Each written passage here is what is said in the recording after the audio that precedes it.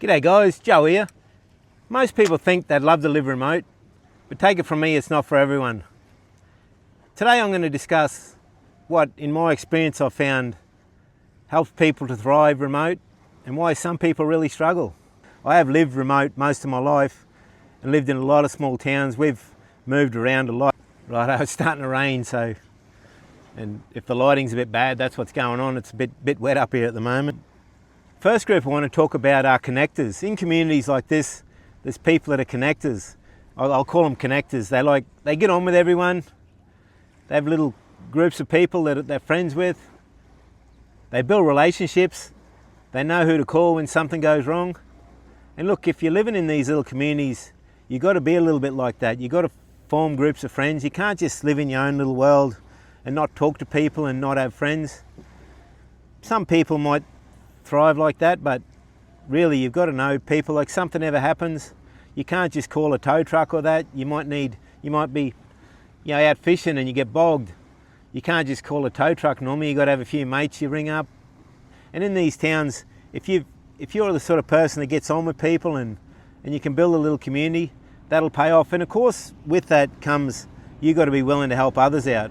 If someone else is stuck or in a bad position, you've got to be willing to go and help them. Also in these little towns, if you're the kind of person that burns bridges, you'll struggle. You got to pretty much get along with everyone, not burn any bridges.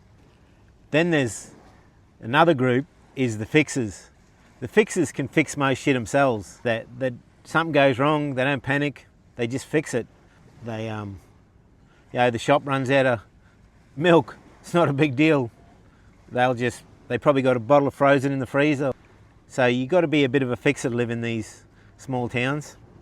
Remote life rewards people who can just make shit happen. Fix situations, if something's not going right, you just pivot and make it work another way, because in these little places you just got to make shit work.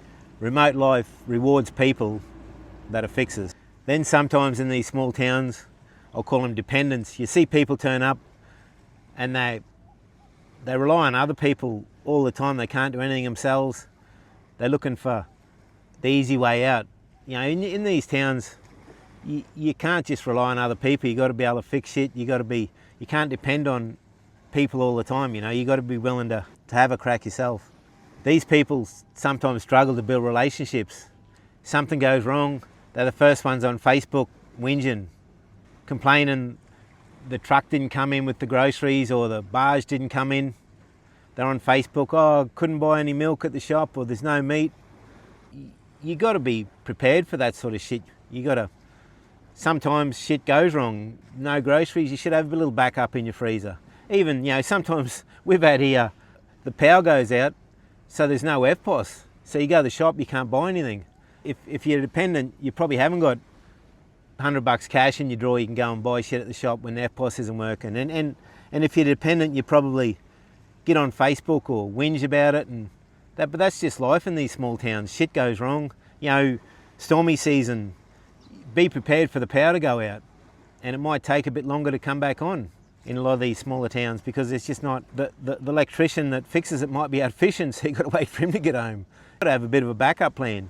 A fixer might have a little generator and a little gas cooker. We're dependent, they drop their bundle and sit there and whinge about it and don't have anything to eat that night, So in these small towns, definitely helps not to be too dependent on other people and not to be a dependent. Another group of people that I see in these small towns are comfort seekers. Everything's got to be comfortable. No power, it's the end of the earth, They sit at home, they won't get in the car and go for a drive out to the creek and have a swim, Sometimes you lose power. Some people sit around and complain and whinge and make everyone else feel like shit, or get on Facebook about it and whinge. Others jump in a car and go out and jump in a creek and have a swim. Remote life isn't always comfortable, Sometimes you can make it comfortable if you got the right attitude, but if you want to sit around and wallow in it, it can be uncomfortable. Another group that I've seen really thrive in these small communities is the content people. They're happy to do their own thing. They're not relying on some shit being on the weekend, or because in these towns there's not always something on. A lot of times there isn't anything on. You've got to make your own fun. So they're pretty content to go down the beach and kick back and have a bit of a picnic, or they're happy to go out bush and go for a swim, or put the boat in and go fishing.